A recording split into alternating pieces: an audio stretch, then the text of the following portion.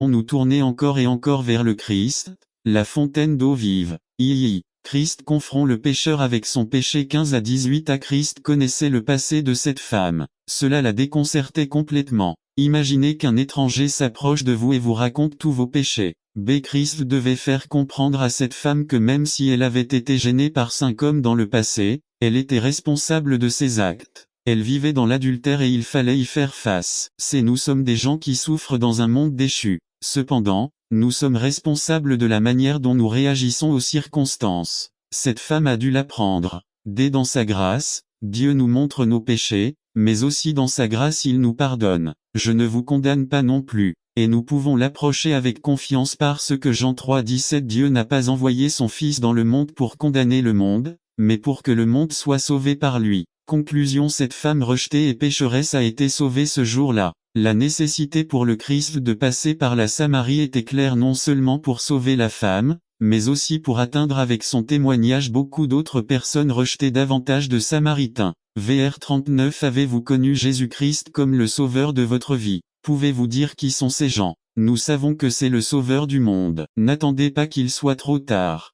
Devenez membre de la chaîne Today et bénéficiez de réconfort et de soutien dans les moments difficiles. Cliquez sur le lien dans la description de la vidéo. Mardi 9 avril 2024 Page 3 L'Église, épouse imparfaite du Christ résumé. Un appel à apprécier l'Église imparfaite du Christ. Par Félix Ramirez. L'Église, épouse imparfaite du Christ parce que le mari est le chef de la femme, tout comme le Christ est le chef de l'Église, qui est son corps, et il est son sauveur. Par conséquent, de même que l'Église est soumise à Christ, que les femmes mariées soient soumises à leur mari en toutes choses. Marie, aimez vos femmes, tout comme Christ a aimé l'Église et s'est livré pour elle pour la sanctifier, la purifiant par le lavage d'eau par la parole, afin de se présenter à lui-même une Église glorieuse qu'elle n'aurait pas dû avoir tache, ni ride, ni rien de semblable, mais qu'il soit saint et sans tache. De même, les maris doivent aimer leur femme comme leur propre corps. Celui qui aime sa femme s'aime lui-même,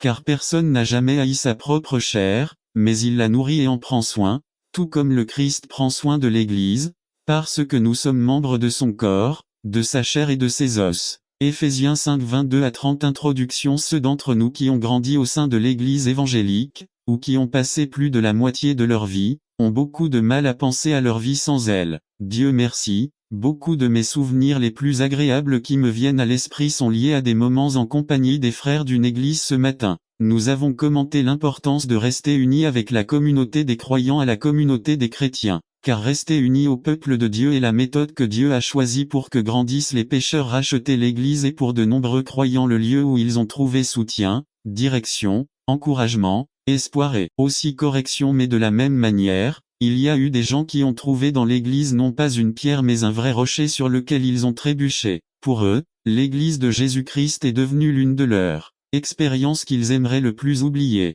Ce sont des gens qui ne veulent rien savoir d'une Église chrétienne. Ils disent qu'ils auraient préféré ne pas connaître l'Évangile s'ils avaient su qu'ils rencontreraient des gens aussi désagréables ou méchants. Mais soyons honnêtes, il y a plusieurs raisons ou bonnes raisons d'être d'accord avec ces personnes. Nous en sommes sûrement arrivés à un moment donné à nous convaincre que les membres de l'Église ne sont pas ce qu'ils prétendent être, n'est-ce pas honnêtement? J'ai du mal à accepter que les gens de l'Église soient constitués de personnes qui ont été sauvées, qui ont été pardonnées, qui seront au ciel pour l'éternité. Honnêtement, je refuse de croire que la communion avec les gens de l'Église soit la méthode que Dieu a choisie pour atteindre ses desseins sur terre. Écoutez les plaintes que les gens font à propos de l'Église, ou des frères eux-mêmes qui en font partie, où ils sont insensibles aux problèmes des autres. N'attendez pas qu'il soit trop tard. Devenez membre de la chaîne Today et bénéficiez de réconfort et de soutien dans les moments difficiles. Cliquez sur le lien dans la description de la vidéo. Mardi 9 avril 2024 Page 1 Où ils se prennent pour des saints, où ils sont tout aussi pécheurs. Êtes-vous plus conscient de celui qui non seulement vous écoute, mais observe également avec une grande clarté la profondeur et l'intention de vos pensées? Ou êtes-vous plus conscient des oreilles des gens qui vous écoutent, de ce qu'ils vont dire de vous? 4.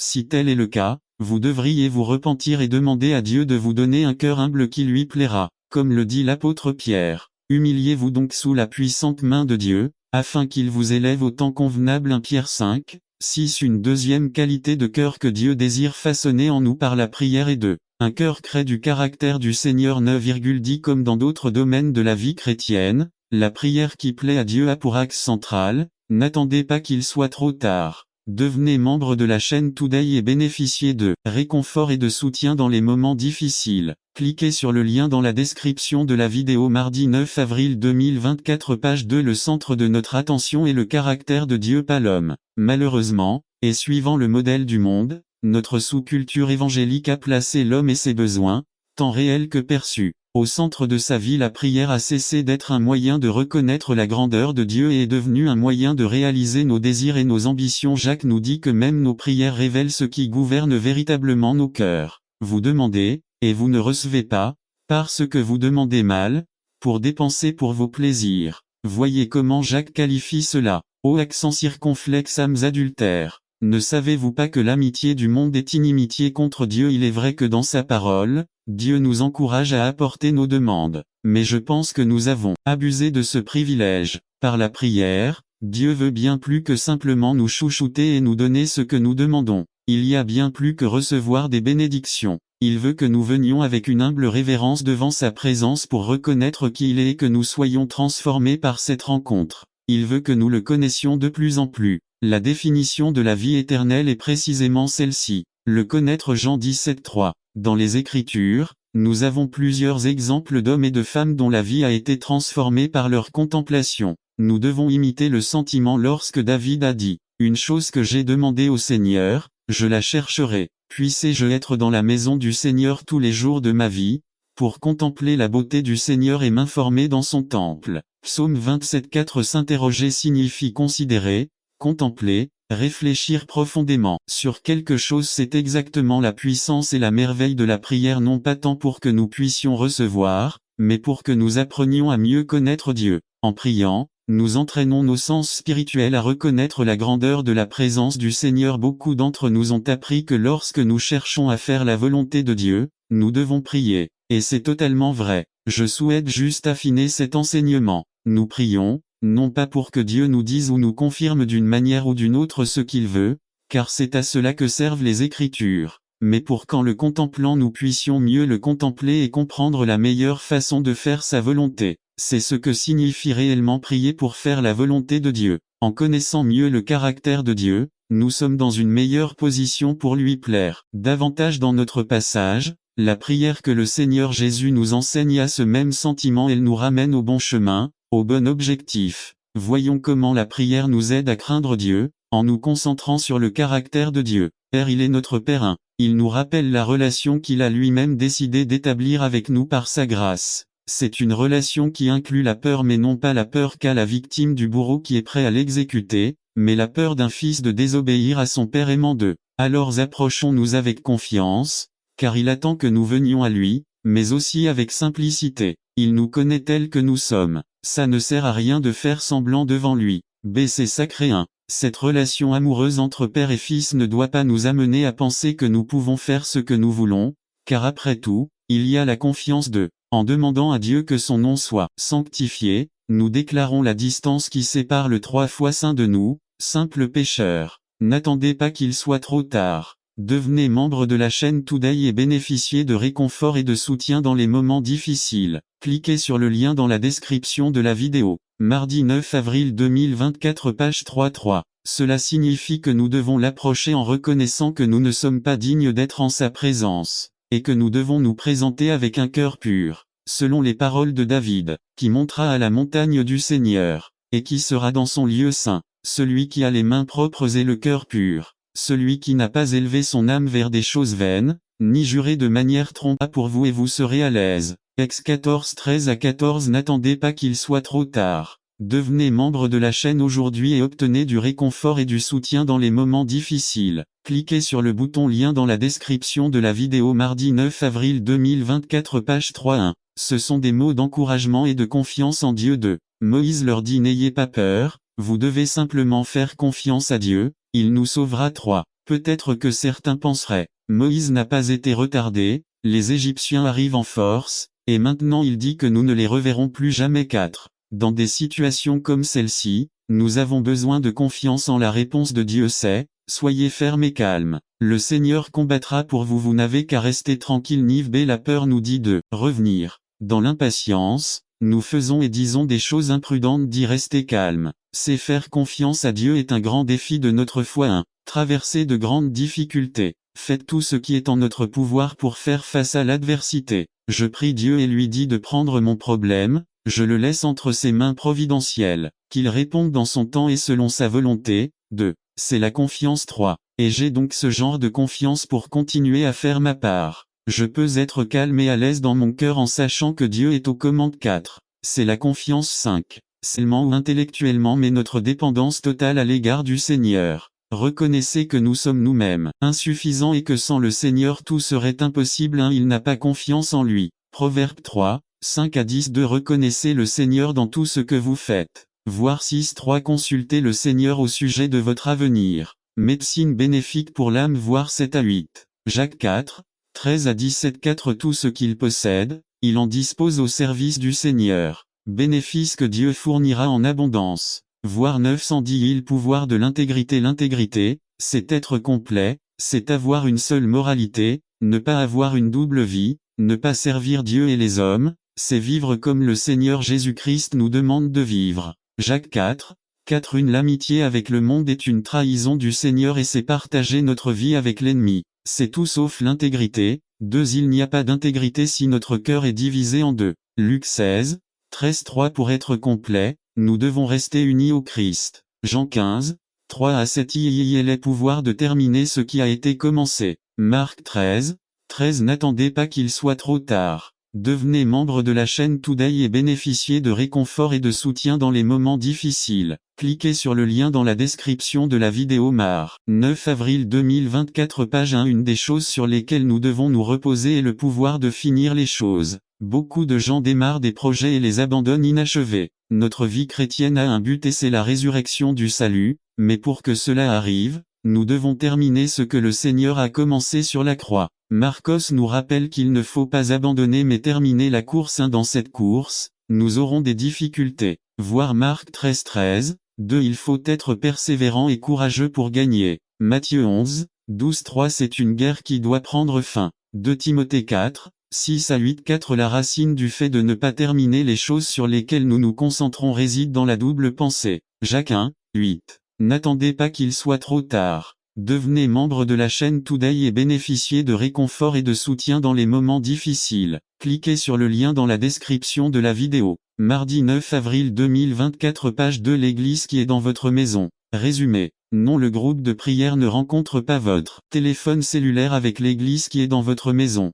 Par Miguel Izcano. L'église qui est dans votre maison. Un devoir oublié. Presque un seul paragraphe de ce verset nous indique que dans la culture juive ancienne et pressante, l'homme ou le responsable de la famille jouait le rôle de prêtre dans la sphère familiale. Aujourd'hui que l'héritage est un peu négligé par la communauté chrétienne là. Le père pense que c'est la responsabilité de l'église. En la enseñanza de las escritura a todos los miembros del hogar un engano que el enemigo está usando muy bien los padres créant que con una hora de estudio bíblico la iglesia va a cambiar los hábitos de sus hijos. No es así todo de comenzar à la maison. Ce sont les aspects qui sont négligés. Une protection physique. 2 Guide spirituel. 3 Santé émotionnelle. Dans l'ordre que vous préférez, tous sont nécessaires. 1. Protection physique. Dans les temps anciens, l'homme qui n'était pas capable de subvenir sa famille était mal vu par les autres. Seul, aujourd'hui, il est courant dans la société machiste que le nombre d'enfants démontre la ville, et nous pouvons voir des enfants à la dérive, dans différentes maisons ou des enfants créés par des grands-parents. Tout cela en raison de la négligence ou de l'ignorance de quelqu'un est très courant parmi pas seulement dans notre groupe ethnique. La protection physique comprend A. L'obligation de fournir un toit. B. Être la figure d'autorité sous lui. N'attendez pas qu'il soit trop tard. Devenez membre de la chaîne Today et bénéficiez de réconfort et de soutien dans les moments difficiles. Cliquez sur le lien dans la description de la vidéo. Mardi 9 avril 2024. Page 1. C'est la bonne gestion de tous les actifs de le guide spirituel. La protection physique est facile mais la protection spirituelle exige quelque chose de plus. Il est facile de mettre des allumettes ou tout ce qui peut être utilisé pour démarrer un intérieur hors de portée, cacher des médicaments, avoir des alarmes d'intrusion, ou même une trousse de premiers secours en cas d'urgence mineure. À la maison, l'au-delà du spirituel, à faire savoir à tout le monde que nous avons le salut. BQE. Nous devons garder notre cœur pour le Christ, connaître et appliquer la parole de Dieu au foyer. Modéliser la grâce de Dieu, et enseigner l'importance de la prière, et fait ne pas casser l'unité familiale. 3. Santé émotionnelle. Les enfants et les conjoints sont susceptibles et une blessure émotionnelle met longtemps à guérir, plus si la personne qui l'a causée est une figure d'autorité. La discipline doit exister mais pas dans le style que le monde la pratique. La lutte est grande car dans certains cas les parents ne connaissent pas Dieu dans le passé. Cela exige une vraie communion avec Dieu et ne pas nier le manque de connaissances et rechercher le approprié aide. Et voici quelques aspects. À l'amour inconditionnel BVOUS, faire sentir dans la famille en participant à leur vie, le inspirer à avoir des plans et des objectifs, en être participé. N'agissez pas dans des moments de colère, vous ne prendrez pas la solution. Et évitez les commentaires non constructifs dans votre maison. Quelques versets Bible à prendre en compte. Psaume 141, 3 Éphésiens 6, 4 Exode 20, 7 Proverbe 15, 1 N'attendez pas qu'il soit trop tard. Devenez membre de la chaîne Today et bénéficiez de réconfort et de soutien dans les moments difficiles.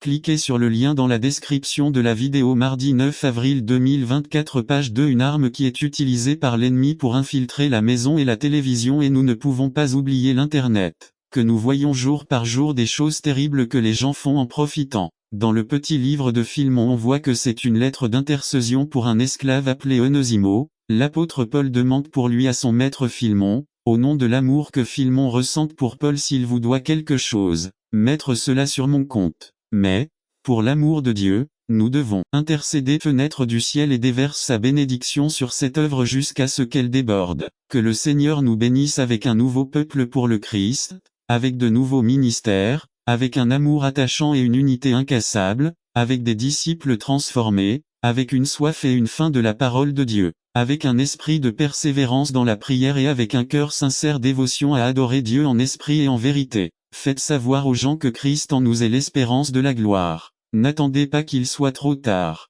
Devenez membre de la chaîne Today et bénéficiez de réconfort et de soutien dans les moments difficiles. Cliquez sur le lien dans la description de la vidéo. Mardi 9 avril 2024, page 3 Résumé de la vision et du but. Pourquoi est-il difficile pour les membres d'église de comprendre les desseins de Dieu? Par Fernando Ocampo. L'une des premières choses que ma femme et moi avons faites lorsque nous sommes arrivés à Cali, en Colombie, a été de chercher une église dans laquelle servir. Après presque 3 mois, nous avons visité une église qui avait une mission à la périphérie de la ville. Nous recevons du Seigneur de rejoindre cette église et de travailler à la mission. Ce que nous avons fait jusqu'à notre retour au Canada. Un jour, des camarades de classe du séminaire m'ont demandé: est-il vrai que tu vas travailler avec une telle église? Ça quoi? J'ai répondu oui. J'ai immédiatement pu voir leur visage choqué. Parce que, voilà faire, dit l'un d'eux, tu ne sais pas dans quel terrain tu t'engages. C'est l'église la plus compliquée de Cali. Il n'a pas fallu longtemps pour réaliser que c'était une église difficile et méfiante. Mais là, Dieu nous appelait à servir. Frère, il est tragique que le témoignage de l'église du Seigneur soit présenté comme problématique. Pourquoi ces choses arrivent-elles au peuple du Seigneur? Pourquoi est-il difficile pour les membres d'église de comprendre les desseins de Dieu? Lorsque l'église commence à adopter ce type de comportement, c'est avant tout parce que ses membres empruntent le mauvais chemin de la vie chrétienne. La deuxième raison est que les membres se sont éloignés de la perspective biblique de la vision et du but de l'Église, et ils ont emprunté la voie du non-conformisme, des plaintes et des attitudes puériles, ignorant la souveraineté de Dieu et entravant ainsi le dessein de Dieu pour l'Église. Les deux sont mortels pour la santé et la croissance de l'Église. Pour résoudre tout cela, l'Écriture souligne un seul point essentiel sur lequel l'Église doit se concentrer: Jésus-Christ. La vision et le but de l'Église, ainsi que sa gestion, sont liés au Christ. Regardons Éphésiens 1 15 à 13. L'Église, c'est-à-dire nous, avons été placés,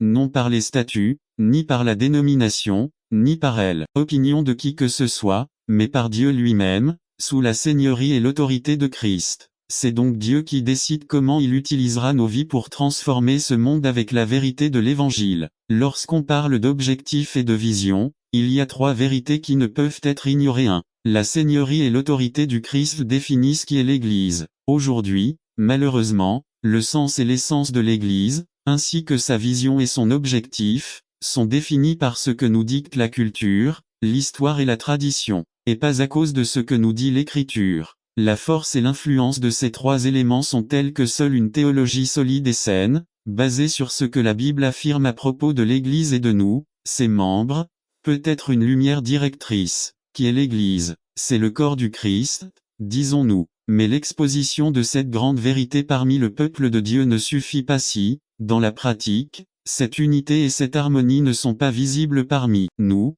membres. La Bible déclare que l'Église est la plénitude de celui qui remplit tout en tout. Cette vérité dénote l'union complète de l'Église avec le Seigneur, qui n'est possible qu'avec une véritable expérience de conversion. L'Église est la plénitude du Christ parce qu'il la remplit, tout comme la gloire de Dieu a rempli le temple de Jérusalem, de même aujourd'hui Jésus-Christ, qui est la gloire de Dieu, remplit de son esprit son temple, qui est l'Église. Jésus l'a exprimé ainsi, car là où 2 ou 3 d'entre vous n'attendent pas qu'il soit trop tard. Devenez membre de la chaîne Today et bénéficiez de réconfort et de soutien dans les moments difficiles. Cliquez sur le lien dans la description de la vidéo. Mardi 9 avril 2024 page 1 Rassemblez-vous en mon nom, je serai là. MT 18-20 C'est le Christ qui dote l'Église de pouvoir de mouvement et de perception et qui inspire donc à tout le corps la vie et la direction. C'est pourquoi Jésus a dit, « Sans moi, vous ne pouvez rien faire » Jean 15-5. Notre tâche en tant que membre de l'Église n'est pas de découvrir notre mission et notre objectif,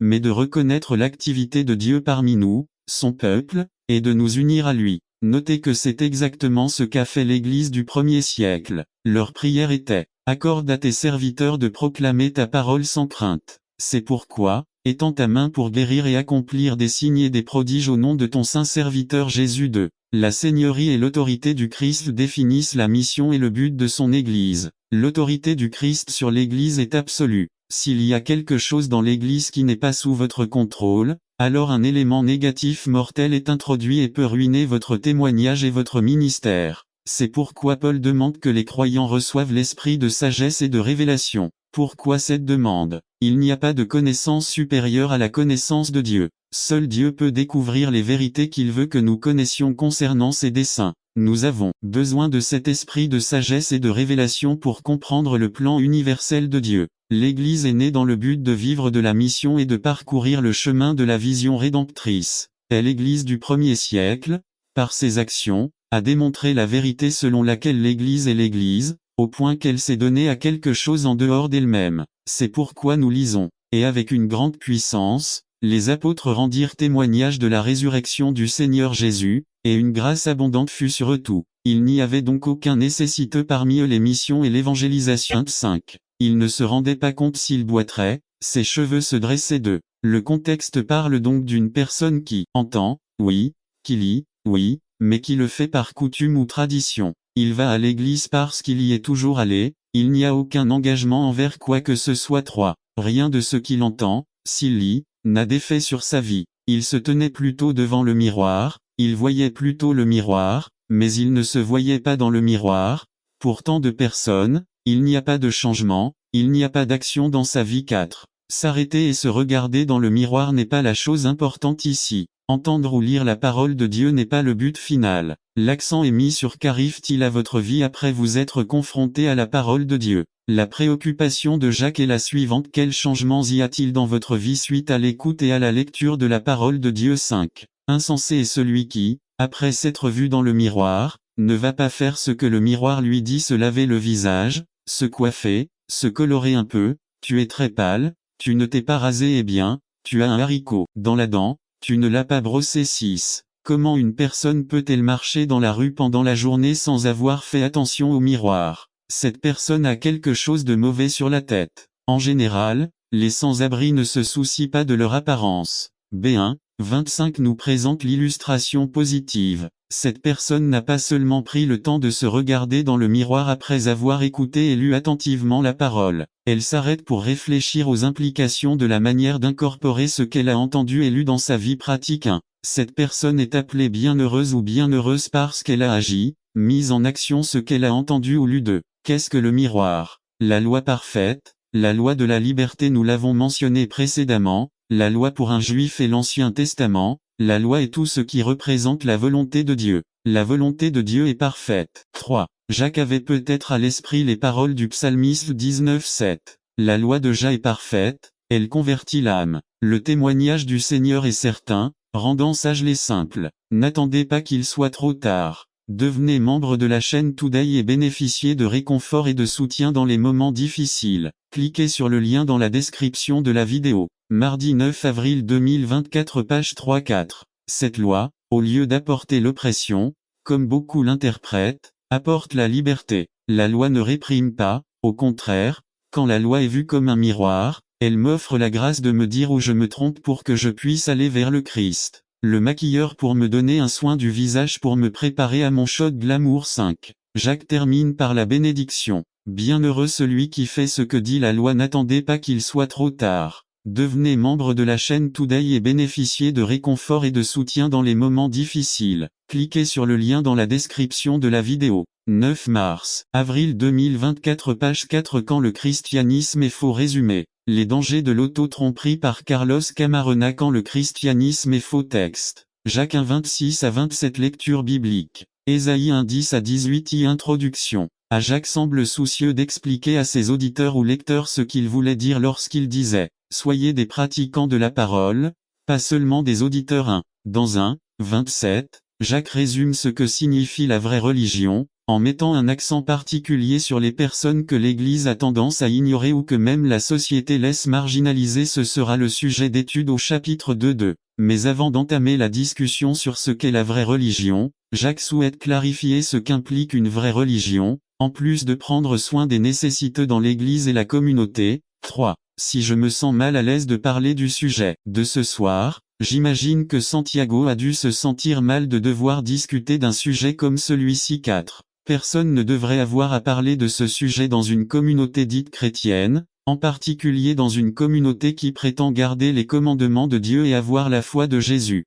Cela ne devrait même pas être mentionné, mais c'est là. 5. 1. 26. Si quelqu'un semble être religieux parmi vous et ne retient pas sa langue mais trompe, il ressuscite. 22. Pierre le prit à part et commença à le réprimander. Pas question, Seigneur, cela ne vous arrivera jamais. 23. Jésus se tourna et dit à Pierre, éloigne-toi de moi, Satan, vous voulez me faire trébucher. Vous ne pensez pas aux choses de Dieu mais à celles des hommes. Ni mais faire confiance à quelqu'un, c'est en partie le laisser faire des erreurs. Et ce que j'aime le plus chez Dieu, c'est qu'il s'intéresse plus à votre direction qu'à votre perfection. Bleu Christ compte sur vous pour être son témoin. Acte 1, 8 à 8. Mais vous recevrez une puissance lorsque le Saint-Esprit sera venu sur vous, et vous serez mes témoins. NKJV. N'attendez pas qu'il soit trop tard. Devenez membre de la chaîne Today et bénéficiez de réconfort et de soutien dans les moments difficiles. Cliquez sur le lien dans la description de la vidéo. Mardi 9 avril 2024 page 2. Conclusion. Concluons en tirant quelques leçons.